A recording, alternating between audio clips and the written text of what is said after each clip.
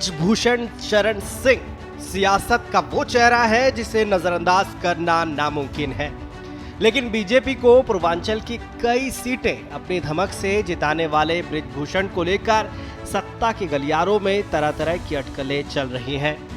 BJP ने अपनी पहली लिस्ट में यूपी के 51 उम्मीदवारों का नाम शामिल किया है, लेकिन कैसरगंज से सिटिंग एमपी बृजभूषण शरण सिंह का नाम इस लिस्ट में शामिल नहीं है, जिसके चलते तरह तरह के कयास लगाए जा रहे हैं। माना जा रहा है कि पहली लिस्ट में नाम का ऐलान ना होने को लेकर कई नेता अपना टिकट कटना मान रहे हैं।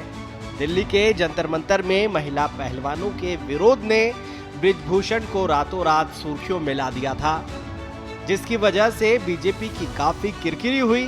तब बीजेपी ने बृजभूषण के खिलाफ कोई कार्रवाई नहीं की, लेकिन अब बीजेपी में बृजभूषण का सियासी भविष्य अधर में लटका हुआ नजर आ रहा है। बृजभूषण राजनीति के पुराने खिलाड़ी हैं। अटल आडवाणी वाली बीजेपी से लेकर मोदी शाह की बीजेपी तक बृजभूषण ने हमेशा सियासत अपनी शर्तों पर की है। पहले भी बृजभूषण बीजेपी छोड़कर समाजवादी पार्टी में शामिल हुए थे। अब माना जा रहा है कि बृजभूषण का अगला ठिकाना समाजवादी पार्टी हो सकती है। जब बृजभूषण के सपा में शामिल होने को लेकर अखिलेश यादव की पत्नी और सांसद डिंपल यादव से सवाल पूछा गया तो उन्होंने कहा कि इसमें कोई सच्चाई नहीं है, लेकिन कई बार सियासत में अंदर खाने बहुत कुछ पक रहा होता है, बताता कोई नहीं है। क्या डिंपल यादव भी कुछ ऐसा ही कर रही हैं? क्योंकि बिना चिंगारी के धुआं नहीं होता। अब आपको बृजभूषण के सियासी सफर के बारे में बताते हैं। बृजभूषण सिंह यूपी के गोंडा के रहने वाले हैं और कैसरगंज लोकसभा सीट से बीजेपी के सांसद हैं। छात्र जीवन से ही बृजभूषण शरण सिंह सियासत में सक्रिय रहे। 1991 में पहली बार लोकसभा चुनाव जीतकर सांसद बने। इसके बाद 1999, 2004, 2009, 2014 और 2019 में भी लोकसभा के लिए चुने गए। बृजभूषण उन नेताओं में शुमार है जिनकी जमीन पर अच्छी खासी पकड़ मानी जाती है।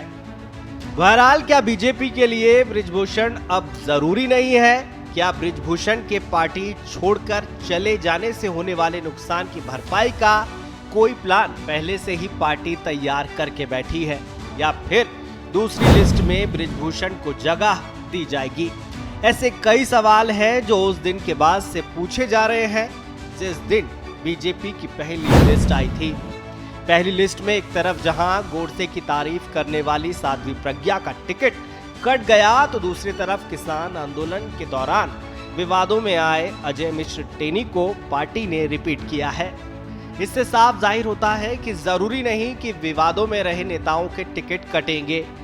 कुल मिलाकर बृजभूषण का सियासी सफर देखो और इंतजार करो वाली स्थिति में पहुंच गया है, जहां पार्टी की हां या ना बृजभूषण के राजनीतिक जीवन की नई दिशा जरूर तय करेगी।